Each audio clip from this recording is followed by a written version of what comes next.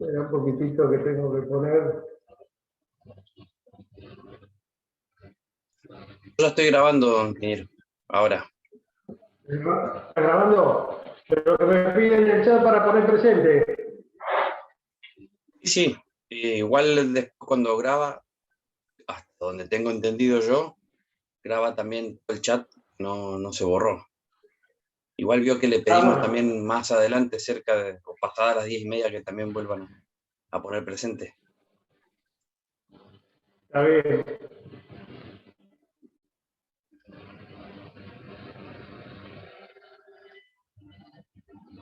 Bueno, ahí estamos. ¿Estamos para arrancar? ¿Se ve bien el apunte? ¿Todo bien? ¿Se escucha bien? ¿Estamos con sonido bien también? ¿Todo bien? Bueno. Bueno, entonces vamos a continuar. Empecé a grabar, Matías. Vamos a continuar con lo que estábamos viendo de esta unidad temática 4, que la llamábamos estructuras de alma llena. Que ya habíamos explicado por qué se llamaban estructuras de alma llena para diferenciarlas de los reticulados. Explicamos que era una viga, clasificaciones que teníamos de las vigas según la configuración, según el material, según el tipo de vinculación. Y después hablamos de las cargas actuantes de las vigas, que las representábamos con una línea recta, que era el eje de la viga, porque vamos a analizar vigas que tienen una simetría en un plano, de manera que las cargas pueden también contenerse en ese plano. Si no, estamos hablando de cargas espaciales que ya tienen otro tratamiento. O sea, vamos a hablar de cargas que están actuando en un plano que coincide con el eje de la viga. Por eso la podemos representar en el papel, mediante el diagrama ideal, o de cuerpo libre que le llamamos. Ahí tenemos un ejemplo con una serie de cargas concentradas y cargas distribuidas, que pueden estar actuando en cualquier lugar de la viga. Después hablamos de cargas distribuidas, que habíamos explicado en qué consistían. O sea, cuando hablamos de una carga distribuida Q, que tiene un valor, ¿qué responde eso? Que tiene un valor de fuerza por unidad de medida, o sea, kilogramos por metro lineal, por ejemplo. Representa en realidad una carga que está actuando a lo largo del eje de la viga, que a su vez puede derivar de una superficie que está interactuando con la viga, como tal cual se ve acá en este dibujo. Eso ya lo explicamos en la clase pasada, para que se entienda. Cuando hablamos de una carga Q, por ejemplo, 1400 kilogramos por metro, significa que ese peso de 1444 kilogramos por metro, si lo multiplicamos por toda la longitud donde está actuando, nos va a dar el peso total de este dibujo que está acá arriba en el ejemplo que vimos. Acá lo habíamos escrito, hecho en forma genérica, porque la carga distribuida puede ser uniforme o no uniforme, corresponder en general a una ecuación, como es acá, Q en función de la distancia X, que la medimos acá abajo. Acá hicimos una representación similar a la anterior, pero en la carga distribuida con una forma cualquiera, en función de una función. Y llegábamos, aplicando el teorema de Mariñón, a la conclusión que el área del diagrama de fuerzas o carga distribuida representa entonces la intensidad de la resultante Q. O sea, el área de todo esto es igual al valor Q grande, que lo llamamos, que representa la intensidad de todas las fuerzas.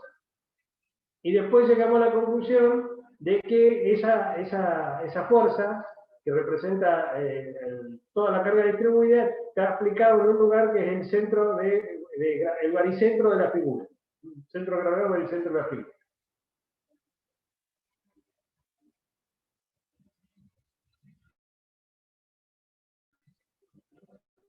O sea que acá, por ejemplo, en este caso, en esta figura que está acá, donde tengo una viga con esta carga distributiva en forma uniforme, si conozco la intensidad de la carga distribuida Q chica, que mido en kilogramos por metro, si lo multiplico por toda la longitud donde está actuando, que es lo mismo que sacar el área de esto, porque es la base que mide L y la altura que mide K, de Q chica.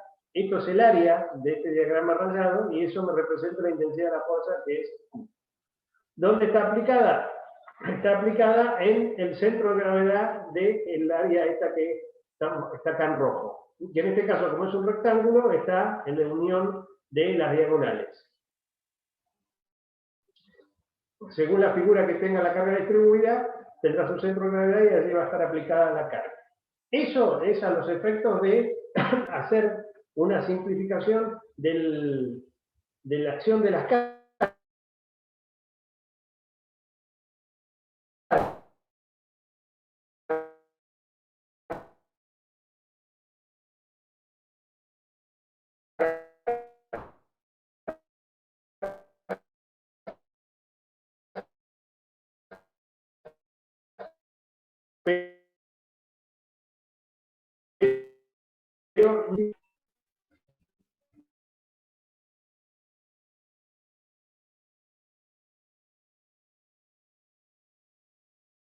O en todos los faldones o cubiertas de techo que pueden ser inclinadas, planas o cualquier que puede tener cualquier forma.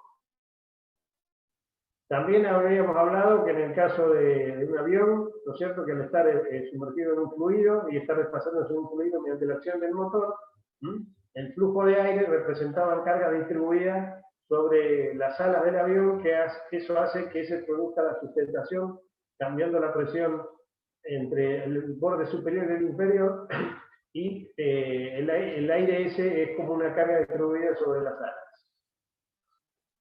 Hablamos de ejemplos de vigas, las podíamos clasificar en vigas de eje recto, que acá están designadas de acuerdo a los apoyos, y apoyos fijos, apoyos móviles, donde están ubicadas. Entonces el nombre deriva por ejemplo, la D era doblemente empotrada porque tenía un empotramiento cada lado. La F era una viga continua, ¿por qué? Porque es como si fuera una viga al lado de la otra. La C es un caso particular de la viga empotrada o viga en voladizo, también se la llama, que es propia de los balcones. Después vimos vigas de ejes curvos, que también lo llamaba, es un caso particular de pórtico, donde el eje curvo y podía tener articulaciones o tensiones inferiores. Cada una tenía un nombre. Después, estos ejemplos que están acá, los que se llaman pórticos, que es como una viga de eje quebrado, o sea, donde tengo dos partes verticales y una horizontal. Estos pasan a ser, en algunos casos, columnas, y esto es una viga horizontal. Puede ser parte de una cubierta de techo, de un galpón o de una nave industrial, como está acá en el caso E. También todo esto ya lo vimos. Acá tengo otro tipo de pórticos que los podía dividir en isostáticos e interestáticos. Acá es un pórtico que es como si fuera una viga quebrada, y fíjense, en este caso tengo un apoyo fijo de este lado y otro apoyo fijo de este lado. Todo esto se comporta como una sola chapa, que tiene 3 grados de libertad. Entonces, tendría que aplicarle tres restricciones externas para que esto quede isostático. Y en este caso voy a aplicar 2 en este apoyo y otras 2 en este otro. Entonces hay 4. Quiere decir que la vinculación es redundante o superflua, le sobran vinculaciones, entonces se transforma en un hiperestático. En este caso sería un hiperestático de grado 1 porque me sobra una vinculación. Bueno, ahora vamos a empezar, voy a empezar de más lento ahora porque arrancamos, digamos, con la parte que no vimos bien la clase pasada, o que empezamos ahora. Perdón, un poco, me da tanta tos. Vamos a hablar de análisis de vigas de alma llena.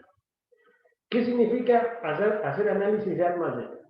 Significa hallar los esfuerzos internos que están actuando en las vigas de acuerdo a las cargas solicitantes, y con eso construiremos diagramas, que les voy a mostrar acá al fondo ahora que agregué varios tipos de diagramas ya hechos.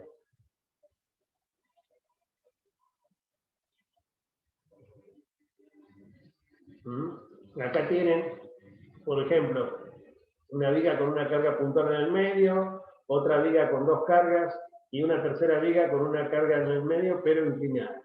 Y esto de acá abajo son los diagramas de los esfuerzos internos que se producen.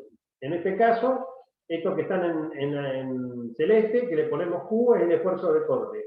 Estos diagramas que están acá abajo que dicen N son momentos flectores.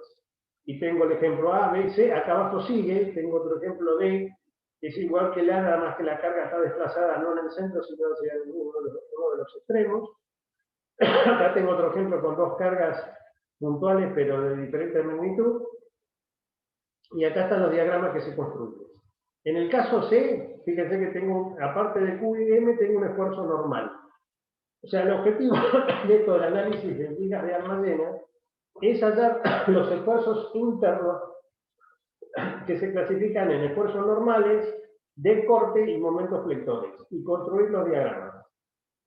¿Para qué sirven los diagramas? Por ejemplo, vamos al caso este B que está acá. Veamos, por ejemplo, un momento flector.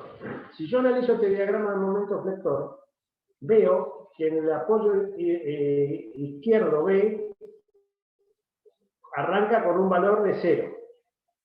Y en el apoyo derecho acá, al último, también vale 0. Y en el medio tengo una parte que es constante y después, si esto lo dividíamos en tercios, digamos en el primer tercio, si esto estuviera distribuido en forma equitativa, va aumentando desde 0 hasta un cierto valor, después ese valor sigue yendo lo mismo constante y después otra vez empieza a disminuir. ¿Esto qué me está diciendo? Me está diciendo que la viga va a soportar un momento flector importante ¿dónde? Entre las 2 cargas P, o sea, en el tramo, en el medio. Entre esta P y esta P, ¿cuánto vale el momento flector? Esta distancia que está acá, que esto lo dibujo en una escala, y esto va a tener un valor, que yo lo voy a hacer analíticamente después, cada uno lo va a hacer analíticamente, y de acá puedo sacar cuál es el valor que tiene que soportar esta viga como momento flector. De igual manera, si miro el corte, que está dibujado acá, esto me está diciendo que entre B y la primera carga tengo un esfuerzo de corte que vale este valor que está acá en celeste, que es igual a la reacción, y la reacción es igual a toda, como es simétrico, es igual a la mitad de la carga, o sea que esto vale en realidad P. Después, desde en la primera carga hasta la segunda carga, fíjense que no hay corte. Quiere decir que acá no tiene que el material que voy a usar, ni la forma que también va a tener la viga, va a tener que soportar ningún esfuerzo de corte en este tramo intermedio, en el medio. Y cuando aparece la otra carga P, otra vez tengo un esfuerzo de corte que tiene el mismo valor que la izquierda, pero de signo negativo. Ahora vamos a ver que eso es signo negativo y positivo. Significa que si el corte está trabajando así, o está trabajando así. Ahora lo vamos a explicar mejor.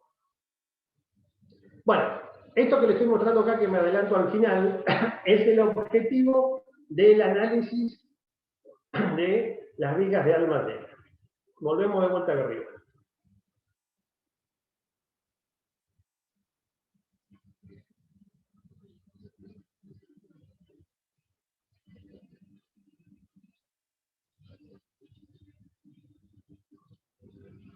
Análisis de vigas de Almadena. O sea, el objetivo, voy a repetir, es determinar cuántos valen los esfuerzos internos y construir los diagramas. En esos diagramas después yo voy a sacar valores máximos o mínimos para después dimensionar la viga. Cuando hablamos de dimensionar, hablamos de hallar la forma que tiene que tener y la superficie que tiene que tener, además del material con el que voy a emplear. Eso significa diseñarla o calcular la viga. Vamos a hacer la segunda parte de la materia que vamos a entrar ya en el análisis de resistencia de materiales, porque vamos a definir qué tipo de materiales se pueden emplear. Entonces, primero tenemos que determinar que los esfuerzos internos que se están produciendo en la viga que van a analizar. Para ello, vamos a analizar este ejemplo que está acá, que es una viga simplemente apoyada, por lo tanto es isostática, con cargas puntuales, P1, P2 y P3, y una carga distribuida. Acá la carga distribuida está actuando sobre una longitud de L1 y la longitud de la viga la llamamos L. Entonces, estas cargas que están acá, que son las que están en rojo, son las cargas activas. Entonces, para analizar el problema, lo primero que hay que hacer es poner en evidencia o calcular las reacciones de vínculo. Las reacciones de vínculo, en este caso, como tengo a la izquierda un apoyo fijo, voy a tener dos reacciones de vínculo. Una que la puedo dividir en dos, porque es un apoyo fijo. Ya vieron las reacciones de vínculo. O sea, lo puedo poner como una vertical y una horizontal. A esta la llamo RA vertical y a esta la llamo RA horizontal. Y como un apoyo móvil, tengo una sola reacción RB. Fíjense que yo acá, cuando puse las pongo en evidencia, sin saber cuál es el valor todavía, le puse acá una dirección RH hacia la izquierda. ¿Para qué? Porque yo acá mirando el dibujo ya me doy cuenta que la componente de P2 horizontal apunta hacia la derecha, entonces para que estén en equilibrio las fuerzas horizontales, la reacción tiene que apuntar hacia la izquierda. Si yo no hago ese análisis y pongo una dirección cualquiera, por ejemplo, hacia la derecha, cuando haga la sumatoria de fuerzas horizontales, este valor me va a dar negativo, con lo cual significa que supuse mal la dirección. Para evitar ese signo negativo, como yo me doy cuenta ahora acá, lo puse hacia la izquierda. Bueno, una vez de poner en evidencia las reacciones, lo que vamos a hacer es fijarnos qué pasa en la parte interna de la viga. Entonces, empiezo a analizar una sección cualquiera. Acá vamos a analizar una sección cualquiera como ejemplo. Después vamos a ver cómo conviene analizar. Hay una metodología que tiene que ver donde hay discontinuidades en los esfuerzos internos que tiene que ver con los lugares donde se aplican las cargas o donde hay discontinuidad en las cargas distribuidas o concentradas. Vamos a hacer un ejercicio que es el siguiente. Entonces, esta viga, que ahora tengo puestas todas las fuerzas activas y reactivas que están actuando, la secciono acá en una parte cualquiera, acá en una sección que es casi la mitad, pero puede ser un poquito más a la izquierda o a la derecha, que la llamo SS. Al seccionarlo, lo separo y lo dibujo separado. O sea, entendamos este dibujo que está acá. Yo tengo la viga ahora, donde dibujo la parte de la izquierda y dibujo desplazada hacia abajo para indicar que fue seccionada la parte de la derecha. Parte de la izquierda y parte de la derecha. ¿Profe? ¿Sí? Sí. Tengo una pregunta. Me perdí esa partecita en que usted la seccionó, la viga. ¿En qué se basó para seccionarla? La seccioné ahora en cualquier lugar para entender cómo se producen los esfuerzos internos. Después, que creo que vos lo que escuchaste recién, vamos a indicar una metodología donde conviene ir seccionando para hacer los diagramas. Esa conveniencia tiene que ir asociada con los lugares donde están aplicadas las cargas o donde hay discontinuidad de las cargas. Eso lo vamos a ver más adelante. Ahora, en lo que le estoy explicando, es un punto, es una sección arbitraria cualquiera. ¿Está? Gracias. Bueno. Entonces, habiéndolo cortado acá y lo dibujo la parte de la izquierda y esta la parte de la derecha. Como siempre, todo lo que es estática se basa en equilibrio de fuerzas. Entonces, acá en la parte de la izquierda que seccioné, voy a aplicar o voy a imaginarme una fuerza que está escrita acá, que está dibujada acá, que dice RD. RD significa resultante de la derecha. De manera tal que esta fuerza que aplico acá va a equilibrar a todas las fuerzas que están actuando en la parte esta de la izquierda. O sea, va a equilibrar la acción de la P1, la P2, la RAB y la RH. Y esa fuerza reemplaza a todo lo que seccioné de la derecha. Acá ustedes van a ver que está una cosa media rara que está aplicado en un punto C. Ahora les voy a explicar por qué está aplicado en el punto C. Fíjense que es un punto que no pertenece al eje de la viga. Ahora les explico qué es eso. Pero sigamos con el razonamiento. ¿Qué hago? Yo lo corté, entonces para que quede un equilibrio tiene que aparecer una fuerza que sea equivalente a la acción de las fuerzas que están a la derecha, ¿sí? Y que equilibre la sección que estoy analizando, que es la izquierda. De igual manera, si ahora analizo en la otra parte, que sería la parte derecha de la viga, va a aparecer acá una fuerza, en este punto C también que está indicado acá, que la llamo RI, que sería la resultante de las fuerzas de la izquierda. De manera que todo este conjunto de fuerzas, la RI más la P3 más la RB más la Q, estén en equilibrio. ¿Por qué está aplicado en un punto C? Está aplicado en un punto C ahí porque, vamos a este dibujo que está acá. Acá estoy analizando la parte de la izquierda nada más. Está dibujado nada más que la parte de la izquierda. Esta RD, así que está actuando en un punto C ahí, yo la puedo descomponer en una componente horizontal y en una componente vertical. La componente horizontal va a ser RD por el coseno de alfa, esta que está acá. RD por el coseno de alfa. Y la otra va a ser RD por el seno de alfa, va a ser la vertical. O sea, proyecto la fuerza esta en una horizontal y en una vertical. La componente vertical, que está acá proyectada, sería este el valor, pero ¿dónde está aplicada? Está aplicada en el punto C. Entonces, al estar aplicada en el punto C, no produce momento con respecto al eje de la viga, porque no tengo una distancia, no tengo un brazo palanca que me haga momento. Entonces, esta la pongo RD por el seno de alfa, la pongo directamente vertical acá, como si estuviera aplicada en el eje de la viga. La puedo trasladar. En cambio, la otra componente, la horizontal, que es RD por el coseno de alfa, me va a hacer momento con respecto a este punto, y el brazo palanca va a ser esta distancia. Y esa distancia la llamé D acá.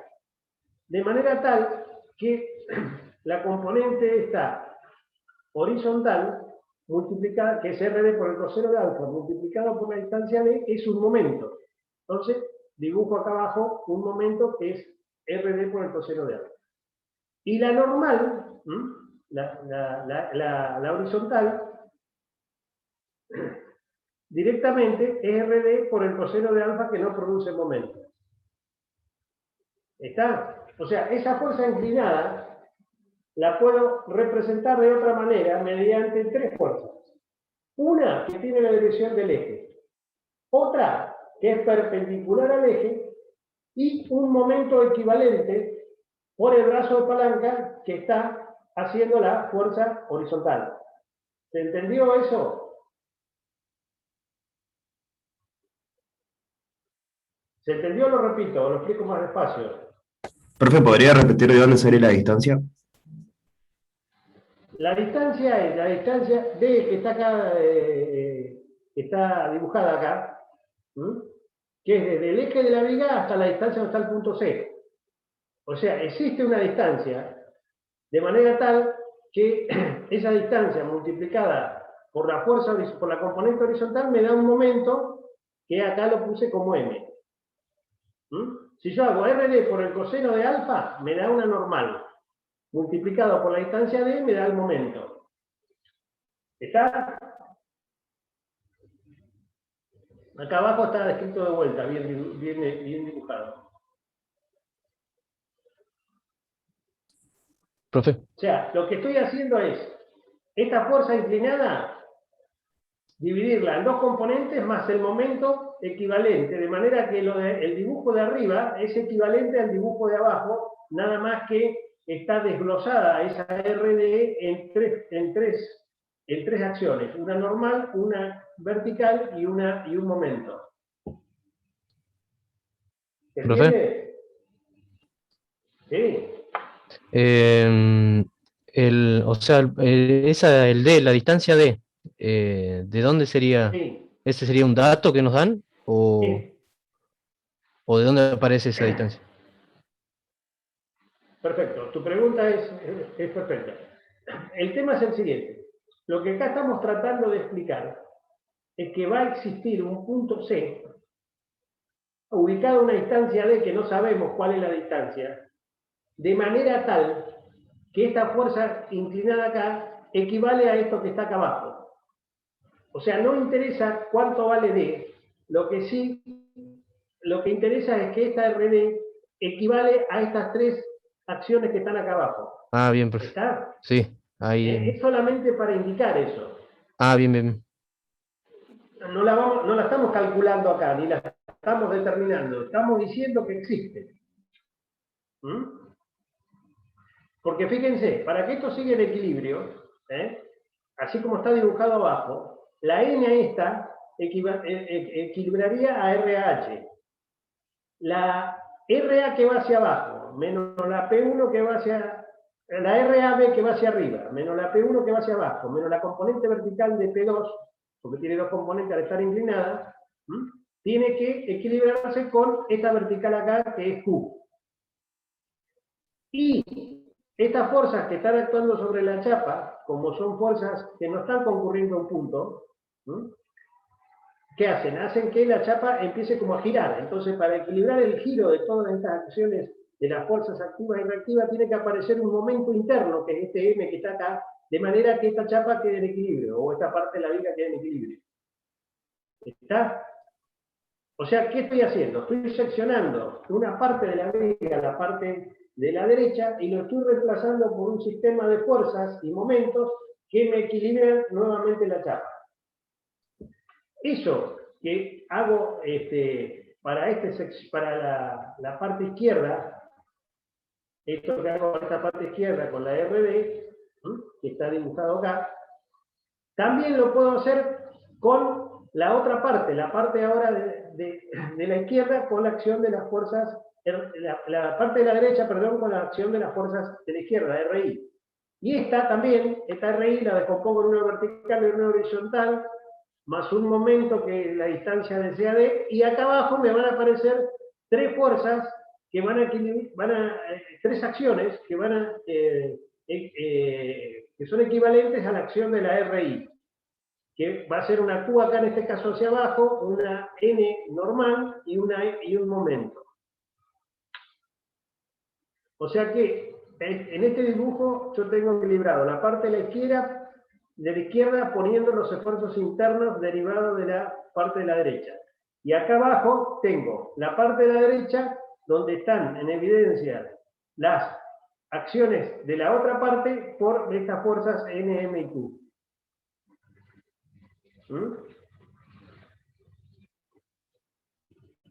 El dibujo yo se lo expliqué. De manera tal que si yo, vamos de vuelta al dibujito que está acá arriba,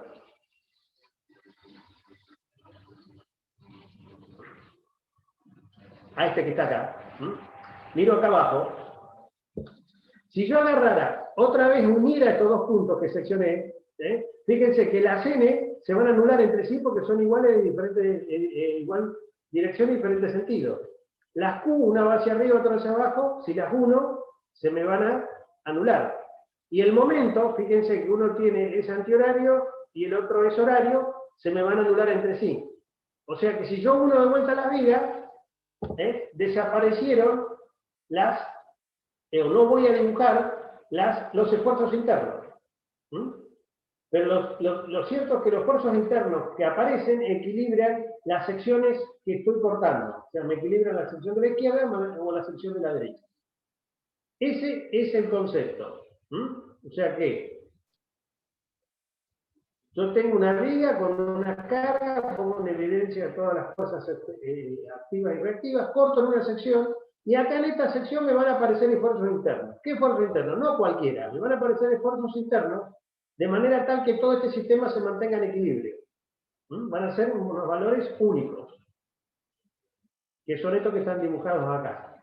que no lo estamos cuantificando porque tendríamos que poner valores de distancias y valores de las fuerzas para sacar valores exactos de eso, que es lo que después vamos a hacer más adelante. Entonces ese es el concepto, que es lo que está explicado acá detalladamente cuando lo lean. Acá esto que está acá es el eje de la viga, nuevamente puesto de otra manera. Tengo los Q, N y M de la parte de la izquierda, y acá tengo el N, Q y M de la parte de la derecha. Si yo esos dos valores los uno, las N se me anulan. Las Q, una va hacia arriba y otra abajo, también se me anulan entre sí, y los momentos, como son del signo al contrario, también se anulan.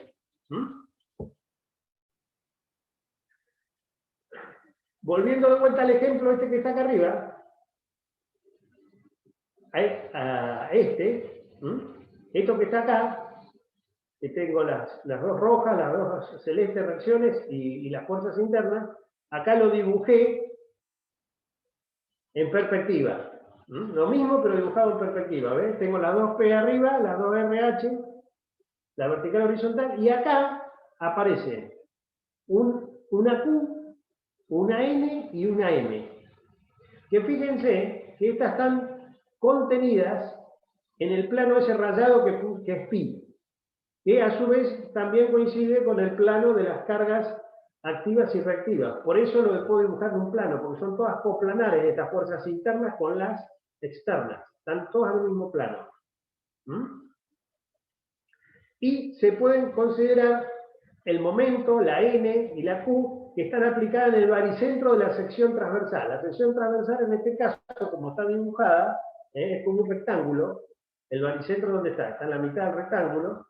Entonces ese punto B que está ahí, que es el baricentro, y en ese punto están aplicadas Q, N y M. ¿Está? Y estas tres están equilibrando todas estas que están acá. Es lo mismo de antes, nada más que dibujado en perspectiva para que se entienda bien cómo está actuando. Entonces vamos a hablar de esfuerzos internos. Los esfuerzos internos los podemos clasificar en tres tipos. Esfuerzos normales, que son en la dirección del eje, que puede ser de tracción o de compresión. Esfuerzos de corte. El esfuerzo de corte, ¿qué hace? Es como si me separara dos secciones así, por acción de fuerzas paralelas, dos fuerzas paralelas que están infinitamente juntas, hacen que se separen dos así. Yo antes agarraba, cuando daba clase, agarraba una tiza, agarraba la tiza así, la hacía hacia arriba y hacia abajo, se me partía al medio así. No tengo tiza ahora. Eso es el esfuerzo de corte. Y después tenemos el momento flector. El momento flector, acá como está dibujado, si está la breve, esto hace así, ¿ves? Se flexiona, por eso se llama momento flector. Esos son los esfuerzos característicos. Normal, corte y momento flector. Entonces ahí tenemos ahora el concepto que tienen que manejar de esfuerzos, esfuerzo normal o axil también se llama, esfuerzo de corte, cortante, tangencial o también cizallamiento. Son mismos nombres para lo mismo. Nosotros le decimos esfuerzo de corte. En algunos lugares, en algunos libros le llaman cizallamiento o esfuerzo cortante, que es lo mismo que corte, o tangencial porque es tangente a la sección. Y el momento, los momentos flector o flexor, también se lo puede llamar, es lo mismo. Ahora vamos a ponerle a esto lo siguiente. Este, por ejemplo, esfuerzo normal que está acá dibujado, que está actuando saliente del eje, o sea que me está estirando el eje, que es lo mismo que cuando, el mismo esfuerzo que sucede cuando hicieron reticulados. Los reticulados estaban sometidos a tracción o a compresión. En este caso, en ese dibujito está trabajando a tracción, porque está estirando. Pero si fuera al revés, estaría comprimiendo. El esfuerzo de corte, en este caso, la parte izquierda, la Q hacia arriba y en la parte derecha va hacia abajo. Pero puede pasar al revés, que acá la Q va hacia abajo y acá va hacia arriba. Y el momento flector, que recién agarré un lapicito, lo doblé así, como está el dibujo, también puede ser así. Entonces esa diferencia de sentido y que tiene que ver, es muy importante esa diferencia que hace que la viga se comporte de diferente manera. Para identificarla le vamos a poner signos. La vamos a poner signo positivo de acuerdo a este dibujo que está acá, o signo negativo de acuerdo al dibujo que está acá abajo. Esto que está acá en negro, con una rayita punteada roja abajo, esto negro es el eje de la viga, y esto abajo es una rayita para indicar que esta es la parte inferior de la viga, o la fibra inferior también se la llama. Esto es para identificar bien cuál es la acción del momento, si es positivo o negativo. ¿Por qué? Porque en los pórticos después, en una viga no habría problema, pero en un pórtico, como sería esto que está acá arriba, estos son pórticos que están acá. En un pórtico, la parte de acá arriba, la línea roja estaría acá abajo, entonces esta sería la fibra inferior. Ahora, cuando miro esto, que vendría a transformarse en una columna, ¿dónde está la fibra? La inferior o la superior. Entonces lo que se hace es se le pinta con rojo acá, de manera que cuando lo doy vuelta, esto lo asimilo a este dibujo que está acá.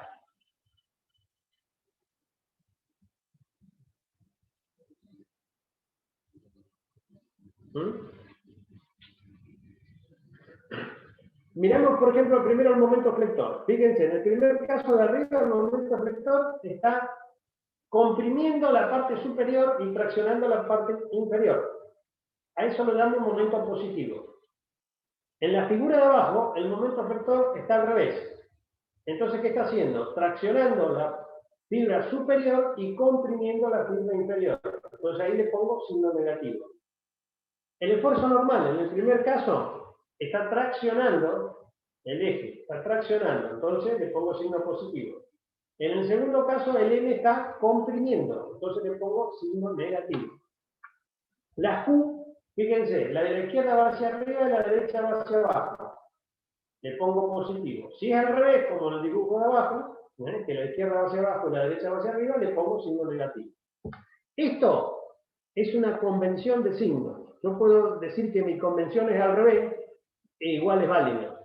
Lo importante es saber si la barra está comprimida, traccionada, o si está flexionada de una u otra manera, porque tiene que ver cómo voy a diseñar yo mi viga. Por ejemplo, en el caso del hormigón armado, el hierro se pone en el lugar en la sección donde existe tracción. ¿Por qué? Porque el hormigón soporta mucha compresión, pero poca tracción. Entonces el hierro va en el lugar de tracción. Entonces ahí va a ser muy importante si el momento flector es positivo o si es negativo. Bueno, entonces se adopta un signo para identificar la dirección de los esfuerzos internos. Vamos a analizar el caso de una viga simplemente apoyada con una carga puntual. Entonces ahora vamos a ver un ejemplo que lo hacemos sin poner todavía valores para entender el concepto, después ustedes lo van a hacer con valores. En este caso tengo una viga simplemente apoyada con una carga P, que está ubicada a una distancia A del apoyo izquierdo y una distancia B del apoyo derecho. O sea, no está en el medio, está desplazada hacia el apoyo izquierdo. Entonces, ¿cómo hacemos para analizar los esfuerzos internos? Primero, calculamos las reacciones o ponemos en diferencia las reacciones, que sería RA y RB. A ver, acá abajo si está calculado.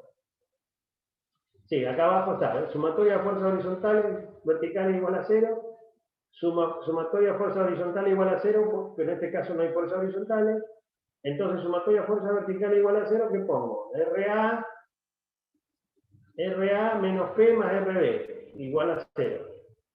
Ya lo están haciendo. Después hago sumatoria de momento respecto a un punto, que en este caso elijo la, acá, que sería el apoyo izquierdo, entonces ¿qué voy a tener? P por A menos RB por A más B, o por L.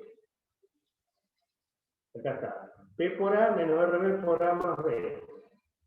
Igual a 0, y de ahí que despejo la reacción. Eso ya lo saben hacer, lo están haciendo, que es reacciones de vínculo. Bueno, una vez entonces calculadas las reacciones de vínculo, empiezo con el análisis para dibujar ahora el diagrama este de corte y el diagrama de momento flector. Ahora vamos a ver cómo se hace esto, pero fíjense, veamos qué representa, vamos a leer el diagrama. ¿Qué me está diciendo este diagrama? Me está diciendo que entre el apoyo izquierdo y donde está aplicada la puerta P, tengo un esfuerzo de corte positivo, o sea, sería hacia arriba, positivo, ¿por qué? Porque es como si estuviera mirando esto acá, entonces estoy acá, entonces va hacia allá, entonces positivo. Va hacia arriba, mirando hacia la izquierda, entonces positivo. ¿Quién me produce ese esfuerzo de corte? Entre A y B, ¿qué fuerza tengo que sea perpendicular al eje de la viga? RA. Entonces esto vale RA, y en cualquier lugar que yo seccione acá, que yo corte entre el apoyo izquierdo y la carga P, en cualquier lugar miro hacia la izquierda qué fuerzas producen corte, que tengo RA hacia arriba, entonces vale todo ese RA. Es continuo hasta donde aparece la carga P, hasta antes de la carga P. Lo que se hace es analizar los puntos singulares. Los puntos singulares son los puntos donde están aplicadas las cargas, puntuales en este caso. ¿Por qué? Porque antes de la carga P y después de la carga P va a haber una discontinuidad en el diagrama. Fíjense que el diagrama es constante con RA hasta antes de P y después de P pasa a tener este valor acá abajo, que en realidad es equivalente a RB. Entonces tengo que analizar antes y después de la carga P para hacer el diagrama. Entonces, antes de P vale RA y después de P, ¿cuánto vale el corte? Me pongo acá y miro hacia la izquierda. ¿Qué fuerzas están actuando? Está actuando RA hacia arriba y P hacia abajo. Entonces, RA menos P me va a dar un valor que es equivalente a RB. Entonces, acá vale RB. Desde acá hasta acá. Porque no hay más fuerza. ¿Se entiende? Lo estoy explicando muy rápido. De todas maneras, en la práctica, cuando empiecen a hacer la práctica, esto lo van a entender más rápido, porque si no, con un ejemplo lo van a empezar a hacer y se van a dar cuenta enseguida cómo es. De esa manera construyo el diagrama de corte. El diagrama momento flector hago de la misma manera. Cuando arranco en el punto A acá, en el apoyo izquierdo, ¿qué fuerzas tengo actuando acá? RA. ¿Qué momento produce ahí? Ningún momento, porque no tengo fuerza brazo palanca, porque RA pasa por el punto A. En cambio, cuando me voy desplazando hacia la izquierda, por ejemplo, a una distancia X cualquiera, acá por ejemplo, me fijo qué fuerzas produce el momento. Tengo RA por la distancia X. Entonces acá voy a tener un momento que va a ser RA por X, en ese punto. Si me sitúo acá donde está la carga P, y me fijo a la izquierda qué fuerzas produce el momento, voy a tener de vuelta RA, pero ahora qué brazo palanca voy a tener A. Entonces va a ser RA por A. Por eso acá en el diagrama está puesto, dicho acá, está escrito, que este valor acá, esta línea así recta, es RA por A, que es el momento máximo. Acá dice que es RA por A, que es igual a RB por B. ¿Por qué es eso? Porque yo así como estoy analizando, cortando la sección y viéndome qué pasa a la izquierda, también puedo cortar la sección y en vez de mirar a la izquierda, miro qué pasa de la derecha. Entonces, fíjense, estoy acá en P, justo en P, para el momento. Si miro a la izquierda, ¿qué fuerza produce el momento? Tengo RA por A. Pero si miro hacia la derecha, como si analizara, como hicimos la primera figura arriba, ¿quién me produce el momento? Me produce RB, ¿por qué distancia? Por B. Entonces, RA por A es igual a RB por B y es igual al momento acá, que es el momento máximo. En este punto voy a tener el momento máximo. Esto me doy cuenta cuando hago el dibujo, el diagrama de momento.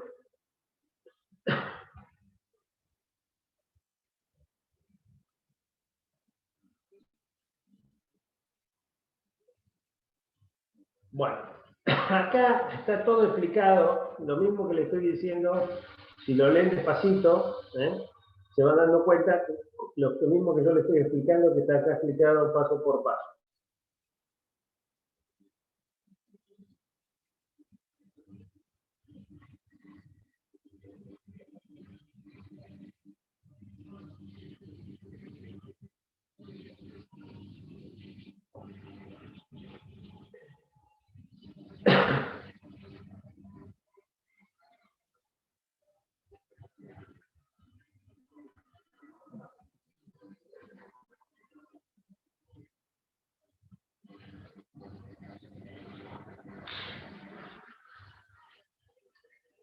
El momento, acá dice mx, el momento a la distancia x, vale este valor que está acá graficado, porque este dibujo después se hace en la escala, y esto vale mx. Entonces, ¿cuánto vale el momento en la distancia x? Vamos a ver si está calculado acá abajo.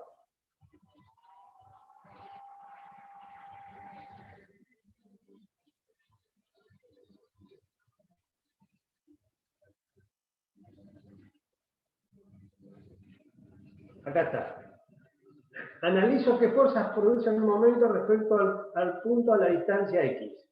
Entonces tengo m en función de x y es igual a ¿qué? A la reacción A por la distancia x con signo positivo. ¿Por qué con signo positivo? Porque Sentido de la aguja tengo del un reloj. momento así. Como está acá arriba, ¿eh? Le voy a repetir esto por convención. Si a mí se me hubiera ocurrido ponerlo al revés, lo pongo al revés. Pero fíjense, coincide con esta dirección que está acá dibujada en la convención de signo que adoptamos. Entonces, el momento acá a una distancia x vale mx. ¿Y es igual a qué? A RA por la distancia x. ¿Eso qué es? Es una función, acá está. M en función de x es igual a RA por x. Es una función lineal. ¿Por qué? Porque es una constante por la distancia x. Entonces, como una función lineal, ¿qué representa esto? Una recta. Una recta. Entonces, en este diagrama,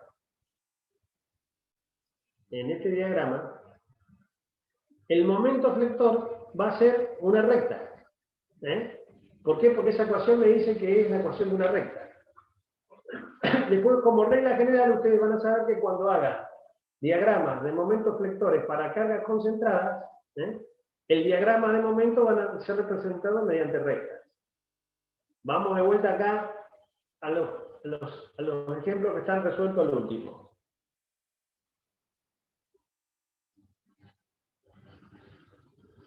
Acá. Todas estas son esfuerzos de carga concentrada. Los que están en amarillo son momentos flectores. Para el caso A, fíjense, es simétrico y el momento flector máximo está en el medio. Y fíjense, tiene forma de recta. En el segundo caso, en el B, va variando de 0 a un cierto valor, acá se hace constante y después otra vez disminuye. Todo representado por rectas. Acá en el caso C, que está acá abajo, es lo mismo que el caso A, porque el caso, ¿qué diferencia hay entre el caso A y el caso C? La diferencia es que la carga P, en vez de ser vertical, en este caso está inclinada con un cierto ángulo. Entonces esta carga P la descompongo en una carga vertical y una horizontal. Entonces, cuando analizo el corte y el momento flector, va a ser lo mismo que el caso A, nada más que en vez de valer P, va a valer P por el seno del ángulo. Depende del ángulo que haya puesto ahí. Bueno, entonces va a ser el valor de la P vertical acá, P vertical. Acá es P y acá es P vertical. Pero fíjense que el diagrama, en el caso A y el C, de corte y momento flector, la forma es la misma. Van a variar los valores. Pero ¿qué particularidad tiene el caso C? Que esta componente, esta fuerza P que tiene una componente vertical, también tiene una componente horizontal. Una componente horizontal que va hacia la derecha. Entonces, esta componente horizontal es la que acá me va a originar en este apoyo. Fíjense que el apoyo fijo acá en este caso está puesto a la derecha y el apoyo móvil a la izquierda. Entonces, esta componente horizontal me va a generar acá una reacción, una RA horizontal en el apoyo derecho, de manera que desde donde está aplicada la carga P hasta el apoyo derecho, voy a tener un esfuerzo que va a coincidir con el eje de la viga, que va a ser un esfuerzo ¿qué tipo? Normal. Entonces acá aparece el diagrama de esfuerzo normal y es constante, siempre vale lo mismo porque yo en cualquier sección que corte acá, el valor interno va a ser las fuerzas estas horizontales que es la misma.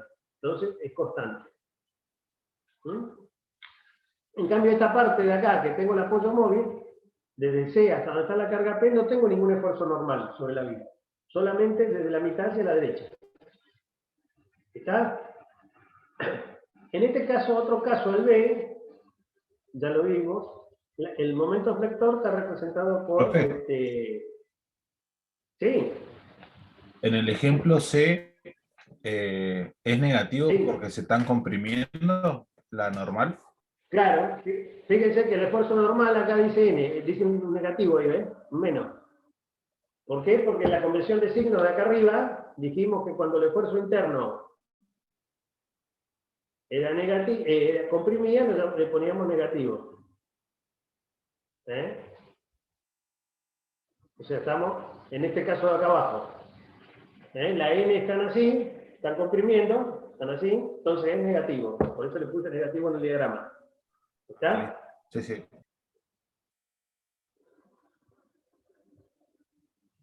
O sea, los signos que están puestos en los diagramas estos tienen que ver con ese dibujito de arriba de la convención de signos. O sea, uno tiene como imaginarse un pedacito de viga y fijarse qué pasa ahí. Acá en este pedacito de viga entre C y B, entre el apoyo izquierdo y donde está P, no hay nada. En cambio, entre acá y acá aparece un esfuerzo interno de compresión, entonces aparece el esfuerzo normal. El caso D de acá es el mismo que el caso A, nada más que la carga en vez de estar en el medio está desplazada hacia la derecha. Entonces, ¿eso qué va a originar? Va a originar que en la reacción en el lado izquierdo va a ser menor y la reacción en el lado derecho va a ser mayor. Entonces, el diagrama se va, acá voy a tener un valor más grande, va a bajar y acá voy a tener un valor más chico, de corte. Y la discontinuidad se produce donde está la carga aplicada a P. Y el diagrama momento también tiene forma lineal. Después le voy a hacer otros comentarios que relaciona ahí entre el diagrama de corte y el diagrama de momento flector. La relación es que donde el corte se hace cero, tengo un máximo del momento flector. Ahora se lo voy a explicar mejor después. En el ejemplo E, tengo una carga más chiquitita acá y una más grande. Entonces, el diagrama tiene más o menos esta forma. Y el de momento flector queda quebrado. Les estoy anticipando esto para que vayan entendiendo a dónde queremos llegar con la explicación que estamos dando. Entonces, conclusión. Cuando tengo cargas lineales, el diagrama momento flector es una recta. Y el de corte es siempre horizontal, es constante. Fíjense que el corte siempre es constante. Todo esto que están en celeste son constantes. O sea, represento por una recta que después se quiebra, tiene discontinuidad, pero es siempre una recta horizontal los diagramas.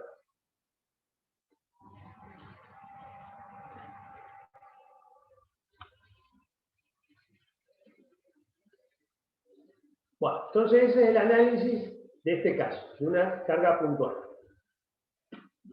Acá abajo está detallado paso por paso bien cómo se hace. Después lo leen ustedes. Yo para no hacerlo tan largo, se lo estoy explicando nada más. Pero igual, esto, lo mismo que están acá van a hacerlo en la práctica. Ustedes cuando hagan un ejercicio en la práctica que le va a explicar al ingeniero Fernández bien ordenadito, después agarran esto acá y van a decir, esto es una pavada porque es lo mismo que estoy haciendo en la práctica. ¿Está?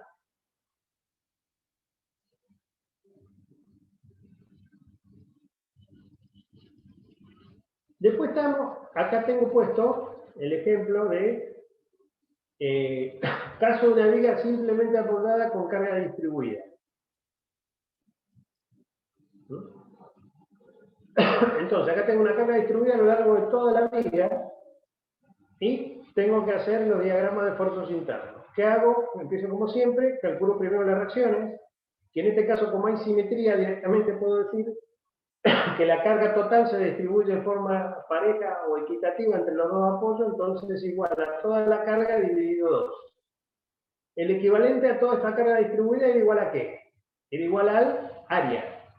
Entonces el área de toda esta superficie que está en rojo acá, que representa la carga distribuida, es que la altura que es Q por la base que es L.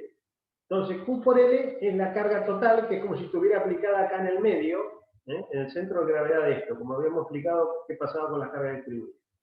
Pero sin perder de vista que en realidad es una carga no concentrada, sino distribuida, esa carga total la divido por 2, o sea, Q por L divido 2, y me van a hacer, de esa manera calculo las reacciones, que van a ser iguales.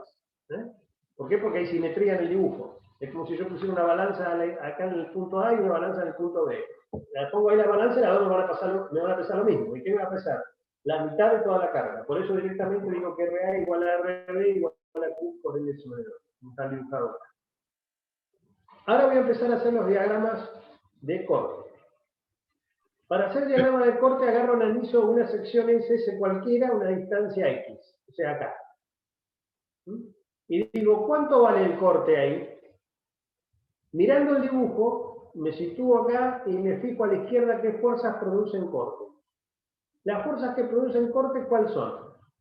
RA, que va hacia arriba, ¿y qué más? X. El equivalente de esta carga distribuida que está acá arriba. ¿Está bien? Entonces, acá está calculada la reacción.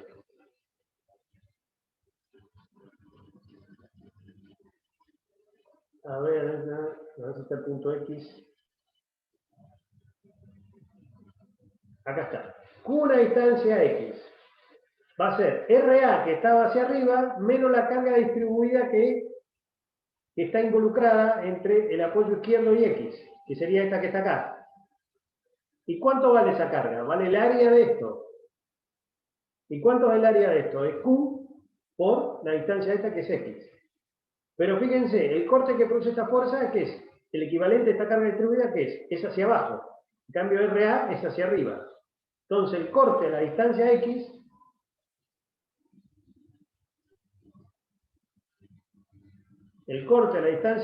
es RA positivo menos Q por X.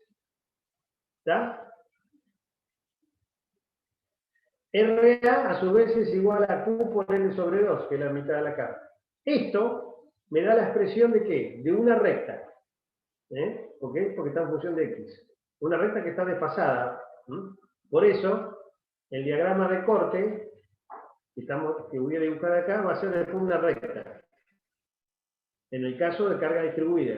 Antes no era así. El corte era horizontal antes, en cargas puntuales. En carga distribuida va a ser una recta inclinada.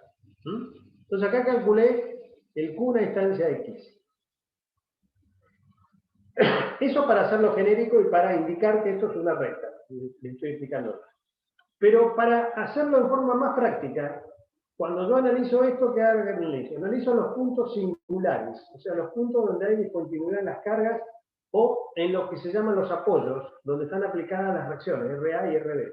Entonces, yo calculando cuánto vale el corte en A y cuánto vale el corte en B, ya puedo dibujar esto, porque sé que es una recta.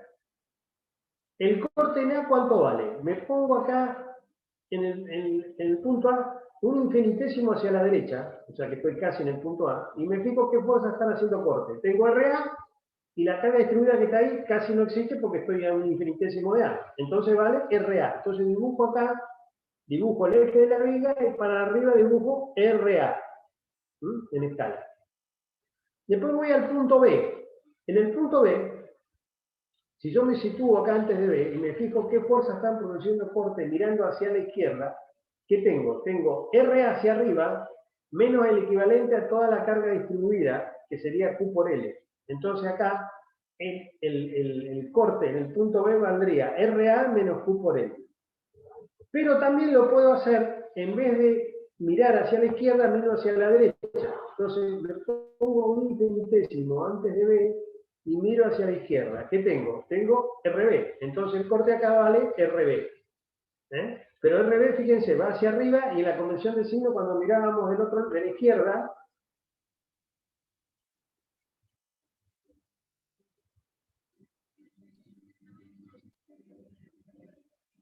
acá, si estoy mirando ahora acá, en vez de la izquierda estoy mirando acá, en este punto. Entonces fíjense, RB ¿para dónde va? Va hacia arriba. Entonces es negativo. Entonces RB acá es negativo, lo dibujo hacia abajo. Esto de dibujar positivo hacia arriba y negativo hacia abajo también es una convención.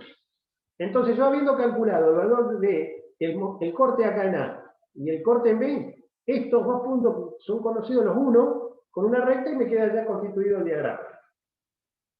Si yo quisiera, por ejemplo, hacer una verificación y calculara el corte acá en el medio, fíjense que acá el diagrama me está diciendo que cuánto vale el corte ahí. Me está diciendo que vale 0. Entonces, si yo me pondría acá en el medio y diría, ¿cuánto vale el corte acá? Tengo RA menos el equivalente a toda esta carga distribuida de arriba, que es Q por L dividido 2. ¿Y RA cuánto vale? Q por L sobre 2. Entonces, este valor se me resta con este y me da 0. Efectivamente está bien.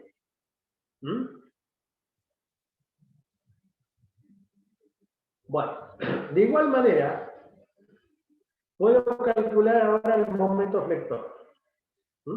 El momento flector, vamos a calcular el momento flector primero en una distancia X, o sea acá. Que voy a calcular esto que dice MX acá en verde. Me pongo acá en la viga y me fijo a la izquierda qué fuerzas produce el momento. Tengo RA por la distancia X. ¿Y qué más tengo? Tengo esta carga distribuida que equivale a Q por X por el brazo de palanca de esto. ¿Por qué? Porque esa fuerza es como si estuviera aplicada en la mitad del centro de gravedad de esta porción, que va a estar aplicada en la mitad de esto, que sería X sobre 2. Entonces va a ser Q por X sobre 2. Vamos acá abajo, tiene que estar escrito. Momento en el punto M.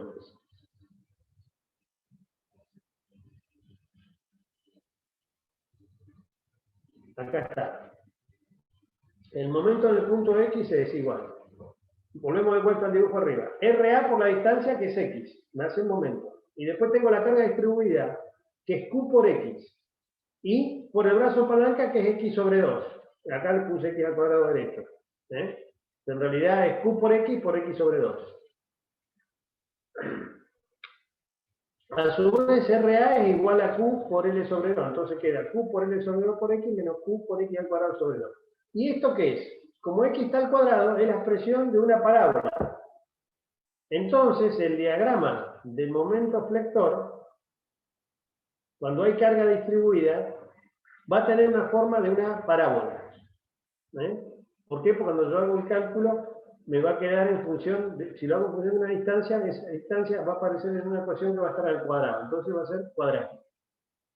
Para dibujar en este caso en forma práctica, también recurro a lo que llamamos puntos singulares. Acá, en el punto A, ¿cuánto vale el momento?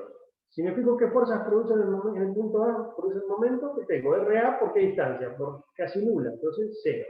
La carga distribuida no tendría distancia o no tendría injerencia, entonces vale, arranca con 0. Acá en el apoyo izquierdo, en B, lo mismo, ¿qué tengo? RB, ¿por qué brazo palanca? Por ninguno. ¿Qué carga distribuida hace el momento ahí en ese punto? Ninguno. Entonces vale 0. Entonces vale 0 acá y vale 0 acá. Y después, acá en el medio, va a estar el máximo, que ahora les voy a decir por qué está el máximo ahí. Entonces calculo el momento acá en el medio. El momento en el medio va a ser RA por L sobre 2 menos Q por L por el brazo palanca, que va a ser L sobre 2. Si hago toda esa cuenta, me va a dar Q por L cuadrado sobre 8. Es un valor que después se lo van a acordar de memoria. A ver si está hecho acá abajo.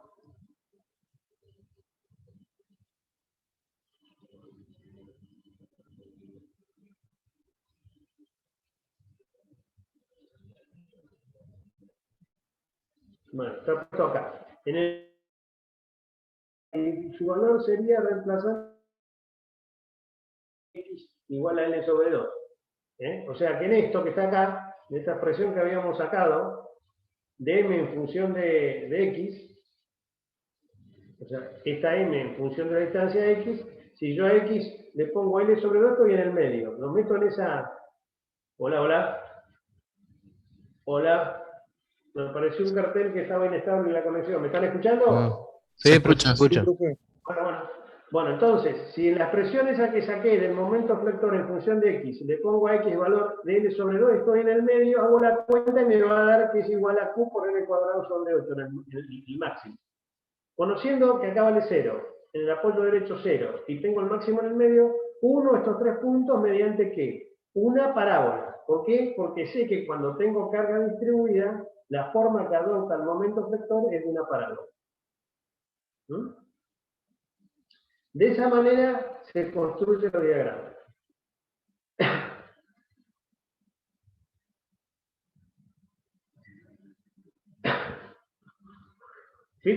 Fíjense, acá abajo tengo el último ejemplo de vigas con cargas distribuidas.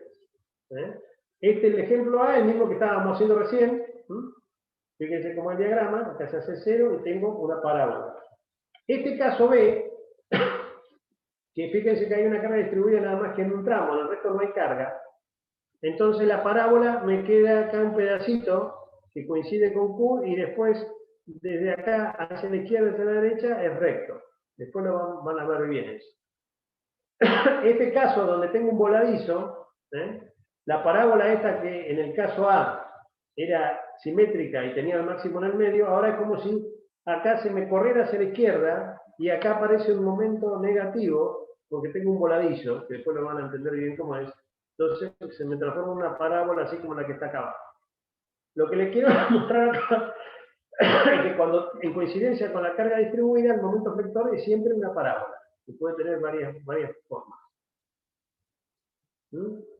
Acá abajo le hice una combinación de cargas entre carga distribuida y carga concentrada, estos son otros ejemplos.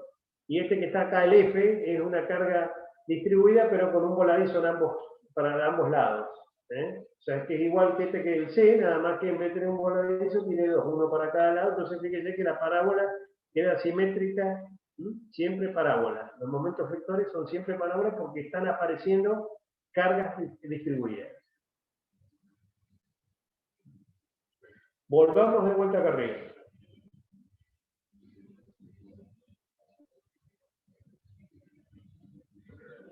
Acá, esto es ecuación Q en función de X era la ecuación de una recta. Pero cuando calculamos Q en función de X, Q, la reacción menos Q por X, que era Q por L sobre 2 menos Q por X. Y el momento en M, en la distancia X, era esto, la expresión de una parábola cuadrática.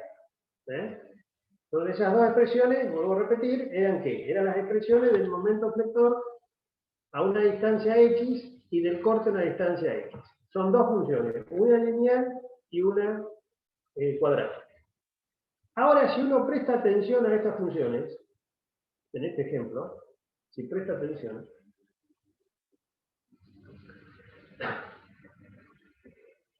se observa, y es una regla, que si yo derivo, atiendan esto, si derivo el momento, la derivo en función de X, o sea, si hago así, hago la derivada de M, de la función mx en función de x, si la derivo, o sea, esta que está acá, ¿qué me queda? Me queda que la derivada de q por L sobre 2 por x es una constante por x. Entonces la derivada es igual a ¿qué? A la constante. El segundo término es menos q por x al cuadrado sobre 2. Si lo derivo en función de x, ¿qué hace? El exponente baja abajo y queda x. Entonces se me va, el 2 este que baja se me va con el de abajo y me queda q por x. En una palabra, si yo derivo esto, ¿qué me queda? Me queda esto que está acá arriba. A ver, ¿lo ven eso? Sí. ¿Lo ven todos? O sea, yo tengo una función que es m en función de x, que es la que está escrita acá. Q por L sobre 2 por x menos q por x al cuadrado sobre 2. Si yo lo derivo, como dice acá, en función de x, la derivada, ¿cómo se derivaba?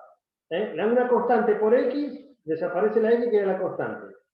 Si la variable está al cuadrado, baja y queda la variable, y ese 2 que bajo significa que llega abajo. Esto es esto mismo que está acá arriba. Entonces, es como dice acá, la derivada de mx en función de x es igual a q de x. Conclusión, y concepto importantísimo. La derivada del diagrama de momento flector es igual al diagrama de esfuerzo de corte. O sea, la derivada de la expresión que me da esta parábola es igual a esta recta que me da el corte. Entonces, vuelvo a repetir, concepto importantísimo, que tienen que saber, y pregunta de examen, y después se van a dar cuenta en la práctica y después van a saber para qué les sirve. La derivada del momento flector en un diagrama de esfuerzos internos es igual al esfuerzo de corte.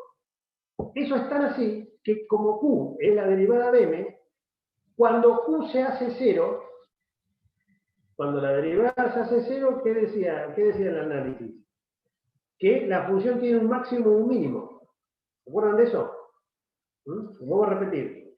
Si yo tengo una función que es derivada de otra, cuando esa función se hace nula, la función original tiene un máximo o tiene un mínimo. Por eso, acá en el medio donde el corte se hace cero, coincide con un valor máximo acá abajo. Y por eso, acá que arranca con un valor acá a la izquierda de cero, acá también tengo un mínimo, y acá que en este lado sería cero, tengo un mínimo. ¿Está? Entonces, cuando dibujo los diagramas, este concepto de que el momento es la derivada que el corte es la derivada del momento, me sirve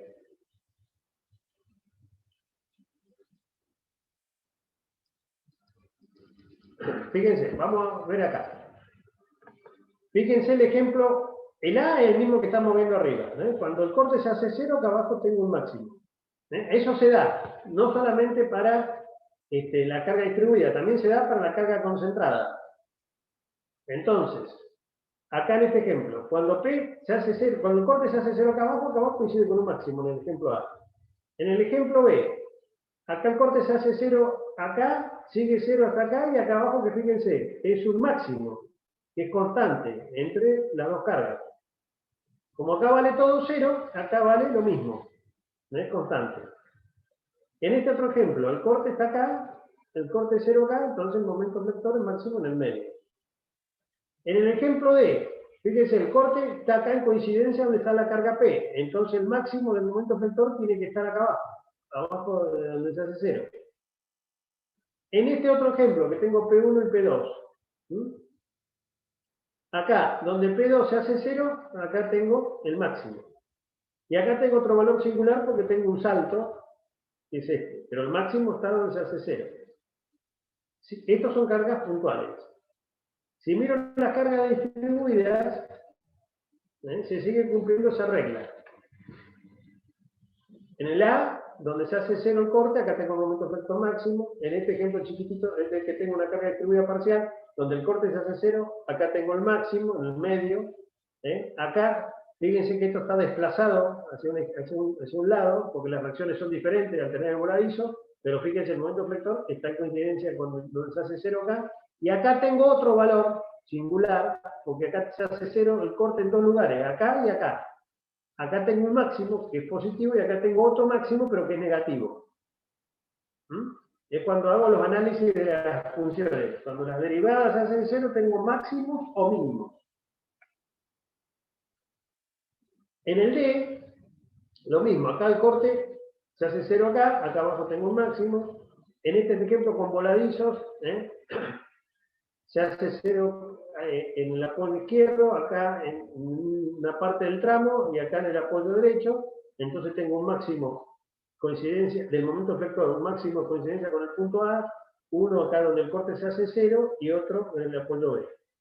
Y acá en este doble voladizo, digan doble voladizo acá al lado, es muy parecido a este, se me hace el corte cero en el apoyo A, en el medio y en el apoyo B, entonces tengo un máximo en el medio y dos máximos pero negativos, o mínimos, si lo tomo como negativo, en los apoyos donde se hace el corte cero. ¿Está? Entonces, volvemos de vuelta para arriba. ¿Dónde estábamos? Estábamos acá. Dice, son dos, o sea, el corte y el momento flector, son dos ecuaciones de manera tal que si se deriva la segunda respecto a X, se obtiene la primera. En efecto, si hago la derivada del momento, me da el corte. Esto sucede siempre entre la expresión que representa el momento flector y la que representa el corte. De los presados se desprende que cuando el corte se hace nulo tendremos un máximo, un mínimo y los valores de F. ¿Está? Concepto fundamental para hacer los diagramas estos que están acá. Bueno, yo creo que tienen todos los conceptos que tienen que tener y de dónde salen. Y ahora es cuestión de ponerse a dibujar los diagramas de la práctica. ¿Eh? Que van a ser ejemplos como estos, donde aparte de obtener el dibujo, van a obtener los valores acá. ¿Cuánto vale? ¿Cuánto vale el momento máximo? Acá yo no se los puse como un ejemplo para que vean cómo son las figuras los diagramas que van a obtener. En la práctica esto lo van a hacer bien con valores y ahí van a aprender a dibujar los diagramas. Esto es un tema fundamental en la materia. ¿Por qué? Porque después de esto se deriva el cálculo o el dimensionado de los elementos, por ejemplo de vigas. Y ya volvemos a repetir, el cálculo o el dimensionado significa ya qué valor de sección tengo que tener y qué material. Entonces, para decidir eso, necesito saber cuáles son los esfuerzos internos que están actuando. Y de esos esfuerzos internos, cuáles son los valores máximos o mínimos. Porque, por ejemplo,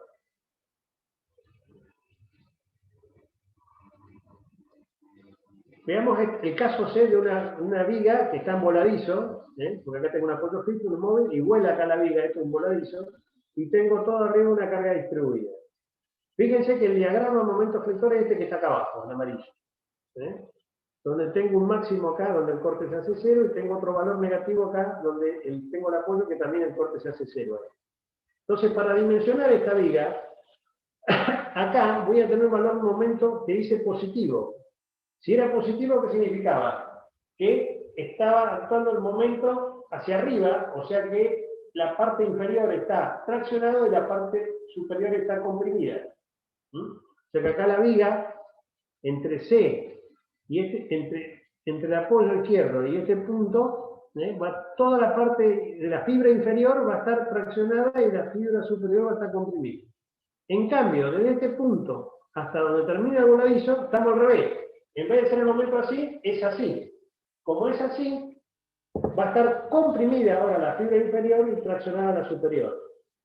Entonces, el material, para que resista la fricción, va a tener que tener un diseño de una manera entre el apoyo izquierdo y este lugar donde se hace el momento 0 y entre donde se hace el 0 hasta la finalización del voladizo. Esto se traduce que si, por ejemplo, esto es hormigón armado, entre el apoyo izquierdo y el apoyo derecho voy a poner el hierro abajo, y en el otro caso voy a poner el hierro arriba. Cuando digo abajo y arriba estoy hablando del baricentro de la sección, o sea, en el borde inferior de la sección o el borde superior. Por eso ustedes cuando ven en las obras de las vigas, el hormigón armado, cuando arman el hierro horizontal, a veces está puesto abajo, a veces está puesto arriba. Depende de qué, de estos diagramas. Hay que conocer estos diagramas para saber dónde va el hierro, porque el hierro se pone donde hay tracción. ¿Para qué? Para que soporte la viga. En cambio, donde hay compresión, soporta el hormigón armado. ¿Está? ¿Está claro eso, ese concepto? Sí, profe. En el caso F, que está acá abajo, fíjense, es lo mismo que arriba, nada más que tengo un voladizo de cada lado. Entonces se me hace simétrico el dibujo de arriba. Entonces voy a tener que poner hierro arriba en los dos apoyos de estos negativos, de estos momentos negativos, y abajo voy a tener que poner en el tramo hierro abajo, para que me aguante los esfuerzos del momento flector. Y con el corte lo mismo, tengo que fijarme dónde tengo los valores máximos del corte, dónde están alrededor del apoyo, en el eje. Fíjense, acá tengo los valores máximos, disminuye, en el medio no existe corte, otra vez aumenta donde está el apoyo B y al último se me hace 0. Entonces el corte tiene los valores máximos, en este ejemplo el F, en los alrededores de los apoyos. Entonces ahí voy a tener que poner un material que me soporte este esfuerzo, el corte. Que eso se traduce en el caso del hormigón armado, de poner estribos más juntos. Por eso en los apoyos de las vigas de hormigón armado se ponen los estribos más juntos. Les hablo del hormigón armado porque es un ejemplo que pueden ver fácilmente en una obra. Con otros materiales, con vigas de acero o de otros materiales, en vez de usar hierro se usa otra cosa. Pero tienen que resistir estos esfuerzos. Los de corte, momento vector y esfuerzo normal sin ningún vida. Que en estos ejemplos que están todos acá, el único lugar donde hay esfuerzo normal es en el ejemplo E, donde tengo una fuercita acá inclinada, que tiene una componente horizontal, entonces como tengo el apoyo móvil acá, esto hace que esto todo se comprima hasta el apoyo fijo. Entonces tengo este diagrama de acá abajo que está en azul, que es el esfuerzo normal.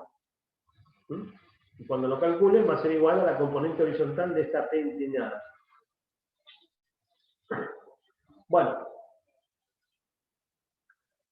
Con esto está todo plasmado en la teoría, lo que deben saber el ABC para el cálculo de diagramas, con un par de ejemplos y con diagramas hechos de casos reales, sin valores, porque es indicativo. La metodología y la forma de hacerlo de otra forma práctica, que es analizar los puntos singulares, donde tengo cargas concentradas, cuando hay discontinuidad de las cargas, donde tengo una carga, por ejemplo, distribuida que varía de magnitud, que tiene un valor y después sube de golpe en otro valor. Bueno, esos son puntos singulares donde va a haber variaciones en los diagramas de corte o momentos vectores. Y tengo que calcularlos ahí para poder dibujar. Teniendo los valores de los puntos singulares, puedo dibujar todos los diagramas, que es lo que van a aprender a hacer en la práctica. Entonces, yo les recomendaría que esta parte de diagrama y todo este tema, sepan 2 o 3 conceptos, no se olviden eso, que la derivada de uno es, un diagrama la derivada de una función es la otra función, o sea, la derivada de n es el corte, que se lo van a refrescar bien ingeniero Fernández cuando le dé la práctica, y ahí, una vez que hagan los ejercicios, otra vez repasen esto y ahí van a quedar firmes con los conceptos. ¿Está? Esto se aprende con la práctica. Y con esto estamos terminando la clase. ¿Preguntas? ¿O qué quieren comentarme? Sí, empiecen a poner presente porque ya quedan 2 minutos. ¿Sí? Ya llegamos justito siempre con el tiempo. Ni que estuviera fríamente calculado.